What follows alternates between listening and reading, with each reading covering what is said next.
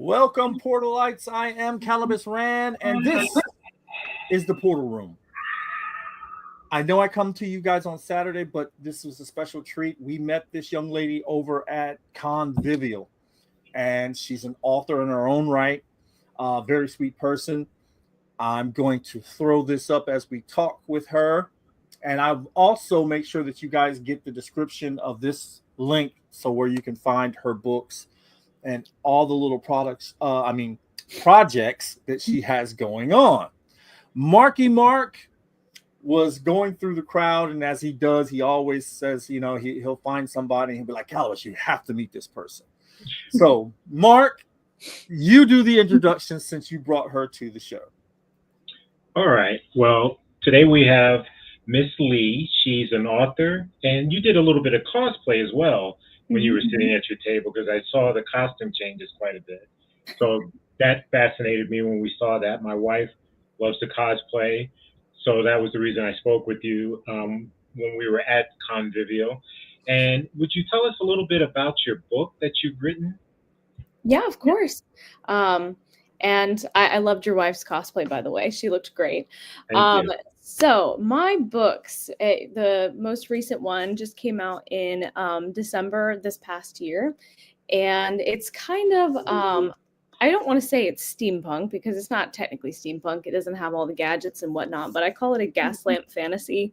I got into cosplay because of steampunk. And so when I started this project, I wanted to include some of those steampunk elements, but focus more on fantasy. And the kind of basic premise of the book is, I don't know, do you guys know who Queen Boudica is by any chance? No.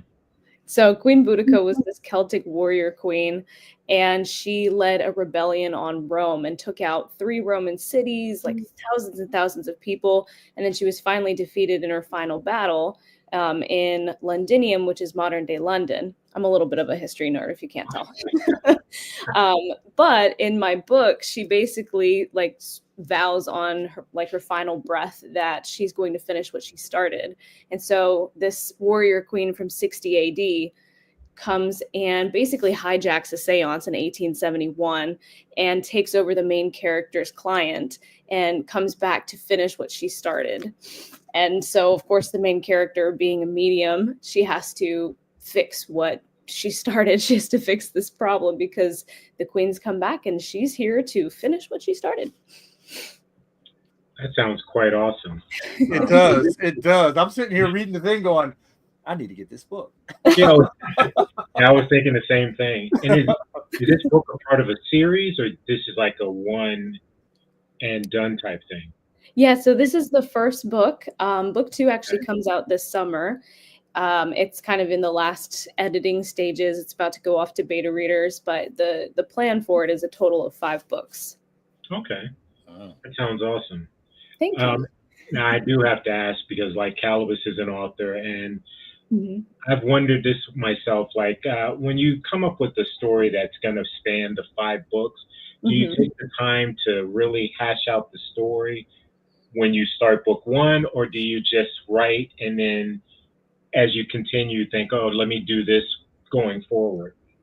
A little bit of both. I know in the past, because before this project, I had another one that I started when I was in middle school, actually. This is the completed trilogy. It's about to go out of print because it needs a little bit of work. But I published my very first book when I was 13. And with that trilogy, I kind of just wrote for the fun of it because I was 13 and I thought that I just, knew everything because as most 13-year-olds do. But with this one, I knew that I really needed to plan it out. So I kind of sat down when I was writing the first draft, and the first draft was a little bit messy. I kind of did more of the, write whatever comes to mind. And then when I went through and I was editing and fixing that first draft, I realized that I needed to plan a little better. And so that's when I sat down and I came up with a clear outline for all 5 books, for what the overall plot, where I wanted to take it.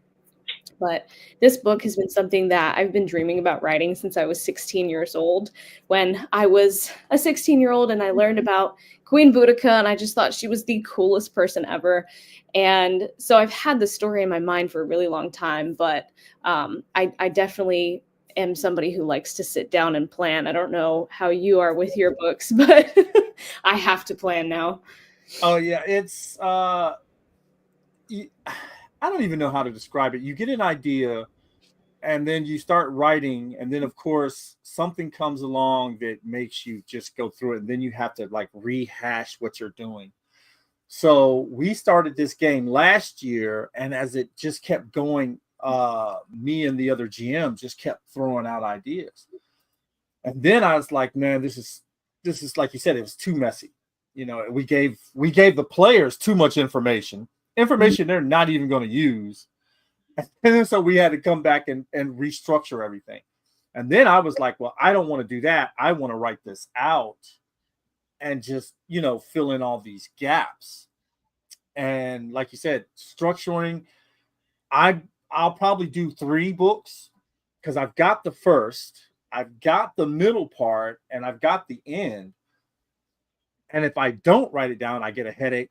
You know what I mean? It gets to that point of, the ideas are just, Voices are just too loud. They're like in your yeah, head, like, write me down, please. yeah.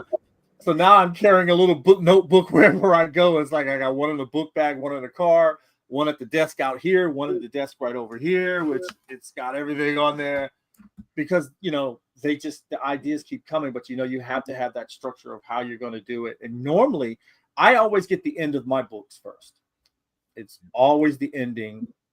And then I kind of go back and fill in the spaces. But this one started out with the beginning, the end, and then the middle was last. And I was like, well, we can do that later. But these 2 parts were great, I find that fascinating, that people that can write with the ending first in mind, because I'm someone who's very like, I have to have it linear in order. Really? And so I've heard that from quite a few people, just talking to the other authors and writers online, that there's a lot of people that they'll write like the final scene and then they'll write everything before it. And it just blows my mind.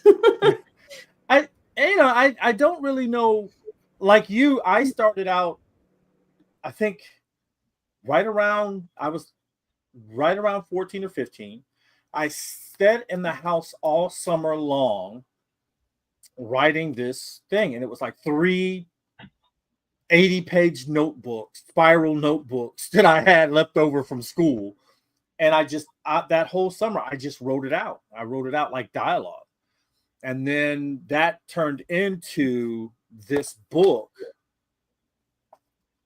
And what really made me mad was every year I would have to change it because somebody would make a movie and they would use the terms that I was using. And we have Dexter in the house. What do we got here? You're too smart to be with these 2. Out there on Amazon, where can I pick them up? Well, Dexter, I am going to show you where you can find out. I'm also going to put the link, of course, here on the page. But yes, you can find them on Amazon. Here you go. Let's see. Bring that up. There it is. See? But I'm going to give you the link to her page. And this is the saga of the books. But they're available pretty much anywhere you buy books. And I'm working on putting together some sort of like an online store where people could buy directly from me, because I've noticed a lot of indie authors are doing that nowadays. Yeah. So that's coming. I don't have that set up just yet, but right now, anywhere you buy books, Barnes & Noble, Amazon, and I do have an audiobook in the works as well. Oh, I was going to ask that if you had it on audio as well. Yeah, this is the first time I've ever worked with the program is ACX, and my narrator, she recently sent me like the first 15 minutes as like a checkpoint to see how I liked it, and it was just amazing to hear someone else read the story other than just like me in my head, but to hear somebody kind of reading out with like, she has a little bit of a British accent. It's really light, and the character in the book, it's set in London, and so they all have accents, and she reads some of the characters really well, and I'm really excited to hear it when it's done. So Dexter is our local heckler. Yeah, Uh, he definitely do. makes the show interesting. Yeah, actually, I do a lot of books because I can do it while I'm working out Mhm. or when I'm driving. It helps out a lot. So, and I'm also in school as well, so I have to read, regular books for school, which makes it harder for me to read an actual book. So that I know that's why I do it. I have an audiobook account, so Mhm. it's one thing I always do is look for new authors, and then I'll get a book and then I'll just go through it. So that Yeah, would be great. I love audiobook as well. I have two little ones, a 3-year-old and a 4-month-old. So most of the books that I'm reading right now are all audio. So I totally Oh get yeah, it. oh yeah. And then actually, when you're doing yard work, I can just while I'm on the lawn, put the book in and just do the lawn, and I don't have to really think about anything else. So I love that. Mhm. It's definitely my favorite is in the car. Mhm. Yeah, You know what I mean? Because wherever I'm going, and then it picks back up right where you left off. It's because today's music is garbage. I actually don't listen to the radio like Yeah, talking about it. Yeah, yeah. I'd rather listen to an audiobook anyway. You know what I yeah. mean? But this is definitely something up our alley. And again, guys, we'll put this up here. This is her official website. Again, I am going to put the description in the book. I mean, the website here in the video, and then that way you guys can go from there. But what was your experience like at Convivial? Oh, it was great. I know that Convivial and MarsCon used to be, I believe they used to, maybe I'm not, I don't know Yeah, if I'm, this they is were actually, one. as far as I know, they were one, right? And then they Yeah, became two yeah. separate cons.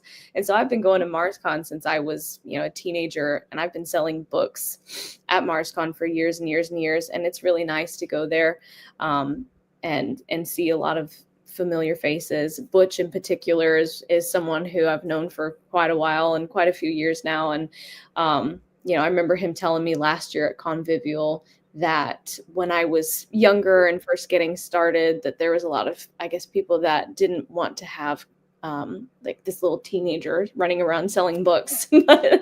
but he was one of like the people early on that supported my dream of being an author. So I owe a lot to Butch at Convivial. Um, and it was really fun. I enjoyed it. I loved dressing up and doing anything cosplay, and it's been a while since I've been able to, since I've had 2 babies now.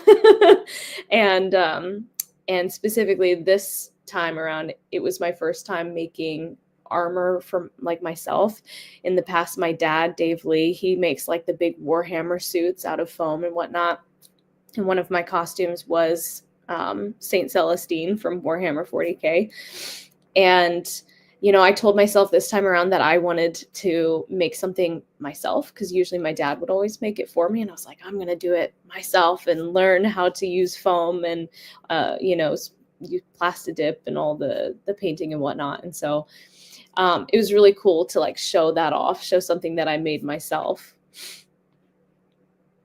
That's I remember passing by your table and seeing the book, and I was like, that's interesting. You know what I mean? I was like, yeah, I need to come back there. And then here comes Mark. You gotta check her out. Come on, come on, come on, come on, come on. So I didn't know you were in cosplay though. I would have loved to got a couple pictures with you in cosplay. Yeah, she I think that changed. would. I watched because she would have one outfit on, and then a few hours later she would change to a different outfit. And then one time we walked past, she was feeding her child, so he was just so cute sitting there. Yeah, so that's what I was like, oh, and he was all into the food, but well, yeah, I thought that was amazing. And how many different costumes did you do? Because I was gonna say I counted 4, but I'm pretty sure you did a few more than that. I guess, right? I know I did. Friday night, I just had the one. It was like based on the Wizard of Oz, very sparkly, very glittery. Yeah. The on Saturday, I think I did 3 different costumes.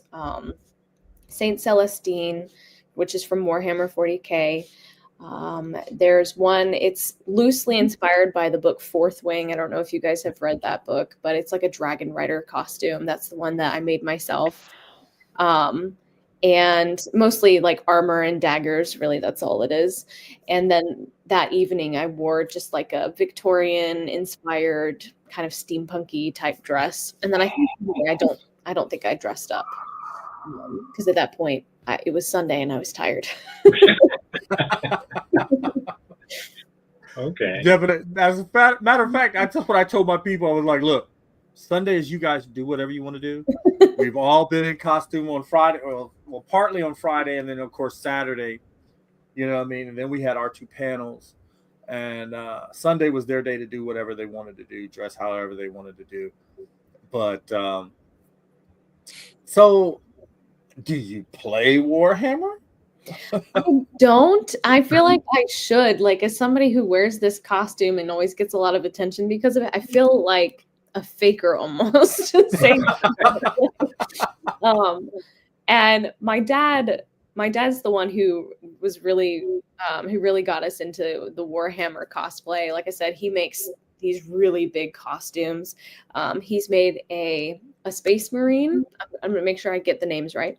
A Space Marine. He made my mom a Battle of Sister costume years and years ago. We actually filmed a pilot episode for what almost became a TV show about cosplay, and that was creating a Space Wolf suit for a boy in England who actually had cancer at the time, and so we were building this costume for him. And like I said, we filmed a pilot for this, which you can find on YouTube still. And it was going to be all about cosplay and whatnot. And then they ended up going with a different group because we got along too well. We didn't have enough drama. And so, you know, I guess if you don't have drama, you're not as interesting on TV. And then, like I said, he makes the Saint Celestine, which is still a work in progress. We want to add the wings that expand out. And unfortunately, the sword that I had, it actually has LED lights in it that make it look like fire, like glowing flames. It's really cool. We didn't make that out of foam. Our friend 3D printed that. But yeah, so he's the one that's kind of the Warhammer 40K nerd. And I'm, unfortunately, like I said, I'm kind of a faker. I show up and get to wear cool costumes and take pictures. And you're not a faker. As long as you wear, it's like being a Mandalorian. As long as you wear the armor, you're good. Yeah. I was going to say, because, you know, for me, my wife does cosplay, but I usually just wear a shirt that matches my hat. If you look behind me, you can see I have a ton of hats, and I have a shirt that matches each of my hats. So that's my cosplay. And then I probably have a watch that'll go with the hat and the shirt, and my socks all match. So that's me. But yes, Calibus has done a lot of time working on his costumes. You said your dad makes it. I do have to ask, the one that you made yourself, how long did it take you to create that costume? The one that I made myself, so my dad did help me because obviously I'm still trying to learn everything, but it has like shoulder pieces, and then on one side it has a piece that comes down and then 2 bracers with it. And I would say it took about 2 weeks. And honestly, what took the longest, because there's not a ton of armor involved, and it's pretty lightweight, so it's not super clunky like some of the Space Marine armor is. But what took the longest was just cutting out dragon scales. So with really thin foam, I would go in and I cut really thin strips and traced out little tiny scales and cut out every single one. And what I realized while I was wearing this at the con is that from far away, people couldn't quite tell what it was. And then they would get closer and they'd see that it was these individual little dragon scales. And they'd say, oh my gosh, that's so detailed. That's so cool. But from far away, nobody really noticed. And I think they just thought I was super goth. So, which is a look too. Yeah, absolutely. I did have one other question.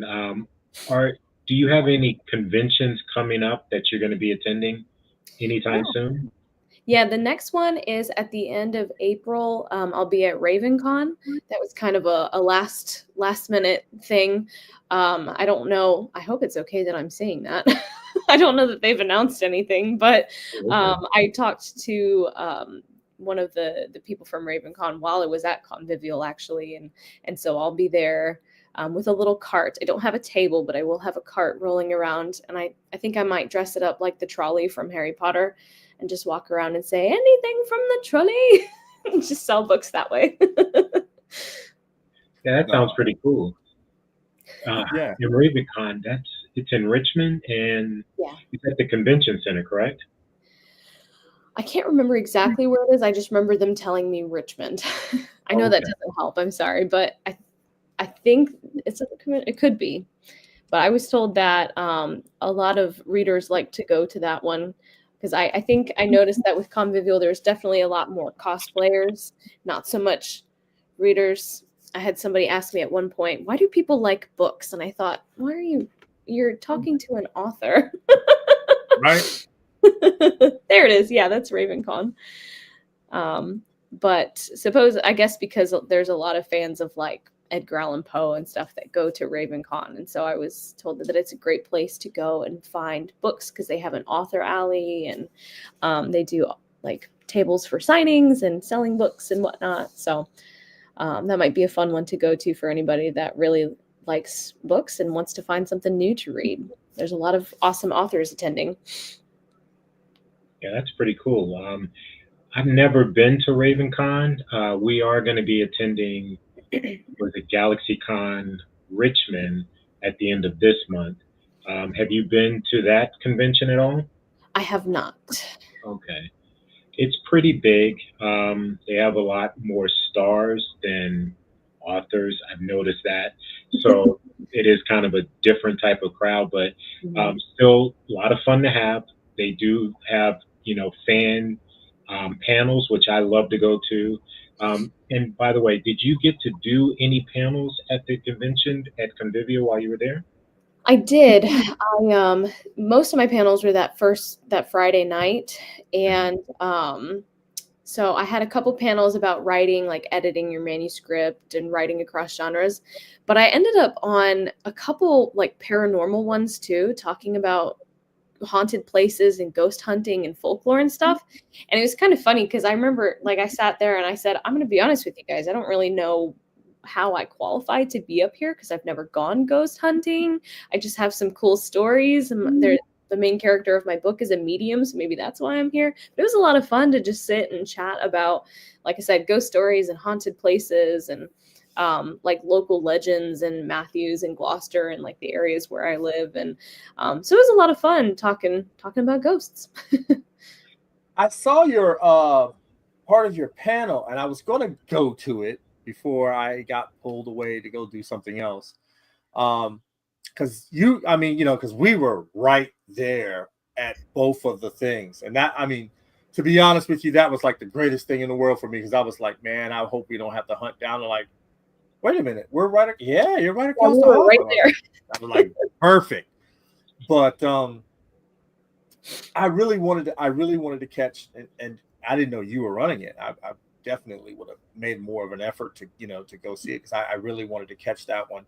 We had a couple of people that came in from Missouri, and after that thing shut down on Friday, it was like, come on, let's go do this and but I think overall that was one of the Convivial has always been good to us. It's always been a nice laid back con where you don't have to run around with like a chicken with your head cut off or whatever. GalaxyCon was a little overwhelming for me. It took me like 3 days to recover from GalaxyCon, because I was always used to being a patron. This time I'm working behind the scenes. That's my first table thing and my first big panel at a big con. And it takes a lot out of you, because you got to get up early, get down to the convention center because there's no hotel, but the one adjacent to it was all sold out. So we were miles away from it, had to get there and set up. Does it take a lot out of you? Especially being a mom, you know what I mean? Yeah. I will say I was definitely tired this week, and my 4-month-old, it's kind of a 50-50 shot whether or not he sleeps through the night. And so I think that was honestly the hardest part, was just being tired from that. But there's always like that kind of like a con hangover almost, where you're just so exhausted. And I know I don't seem like it, but I'm actually a really big introvert. And so like going to cons and talking to people and selling books and stuff, like I always feel like I need a couple days to just hide in a cave and hang out with fictional characters and write stories and whatnot. But it's funny you mentioned GalaxyCon, because during the day I'm a teacher, and I actually had one of my students mention that she was going to GalaxyCon because she's a really big like anime cosplayer, and she told me, "Oh, I'm going to GalaxyCon. Are you going?" I said, "No, I'm going to RavenCon. It's more for like books." And she went, "Oh, okay." I was like, "It's cool. Books are cool." I teach English, so my whole life revolves around books. And that's kind of the thing that we keep running into now with, it's like the anime. Marky Mark normally does a lot of our con circuit stuff. Mhm. I'll set up like one big con, and I'll be like, you know what? I like Convivial. We're going to stay with Convivial for a while. I don't, and let you guys go do whatever else. But then he comes back. He's got, look, I talked to this person and that person. So NecoCon, I've always wanted to go to NecoCon. I've heard about it for years. I've always wanted to go. He went last year, big anime thing, rave. I'm like, I want to check it out. But RavenCon was something that I always wanted to go to because, like you said, it was authors. You know what I mean? And that, of course, intrigues me because I love to hear about somebody else's process and, um, just how things work in the literary world. You know what I mean? Because that's something I don't get. And to be honest with you, half the anime that's out now, I don't get anyway. it's just over my head. People are telling me, watch Attack on Titan and all this. I'm like, That was okay. yeah, I'm like, I don't get it. You know what I mean? And then when I want to turn my brain off, I watch Rick and Morty so I can just be dumb. It's like watching SpongeBob for a while. You chuckle and then you're just blank. You don't think. You're just blank. My wife always asks me, "Why do you watch this show?" I said, "Because it turns my brain off. I'm always thinking. I'm always, you know what I mean. That's how I am with Buffy. Yeah. I don't know if you guys ever watched Buffy the Vampire Oh Slayer. my God, I have all the seasons. That and Angel. Yeah, I love and it. there's the reboot. I guess that's coming out soon. So everybody's. I mean, I'm looking forward to seeing the reboot of that. They're making a reboot of Buffy? Yes. Oh, She's coming back. Sarah Michelle Gellar is coming back as Buffy. Oh, okay. Because I heard they wanted to change the character around, and I was like, No, they're starting off. It's been years later, so we have to see what's going on with that now. Have you guys heard they did like it's kind of like an audiobook, but it's like a episode where I forget his name, James Marsters, the guy that plays Spike. He's like the lead, and they did another spin-off story. And it's all, like I said, it's kind of like an audiobook where you get to listen to it. And it's a new episode of Buffy. I haven't finished listening to it, but I started it, and it was actually really good. So if your brain's itching for some new, like, Buffy's not in it, Sarah Michelle Gellar, she's not in it, but a lot of the other characters are. And so if you want something new from that, like the Buffyverse, I guess you'd call it. Buffyverse, yeah. I forget what it's called. Let me look it up real quick. Yeah, that sounds cool. It does. I was going to say, was it James Marsden was at GalaxyCon last year, and we went to his panel, and he performed with his son because he plays music. So they performed, I think it was Saturday night. He has a band. They performed that night, and then he came on Sunday and he did a panel afterwards, which I thought was fantastic. Oh my gosh, I'm so jealous right now. I don't like musicals, but I did love Once More with Feeling, that Buffy. So good. Musical. I have the soundtrack. You know what I mean? It kills me to say stuff like that. Because now I know somebody's gonna be like, "So Calibus, Once More with Feeling," and I'm like, yeah. And I also like the original West Side Story. Yeah. And people are always, you like? Yes, I was in high school. She played it. I liked it, but I like that that and the I guess the 30s and the 40s lingo, where they Yeah. walk up to each other and how do you do, and I love that interaction where they introduce themselves, and Yeah. to me that's just classic. It's kind of funny.